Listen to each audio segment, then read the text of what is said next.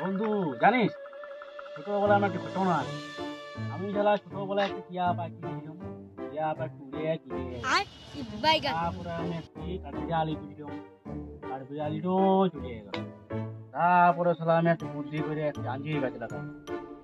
দেখছি শালা টিয়া পাখি, খরগোশ, বাদুড়, কাঠবিড়ালি সব চলে আসছে।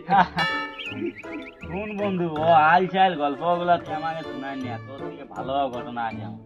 ছোটবেলা গল্প শুন শুন শুন শুন।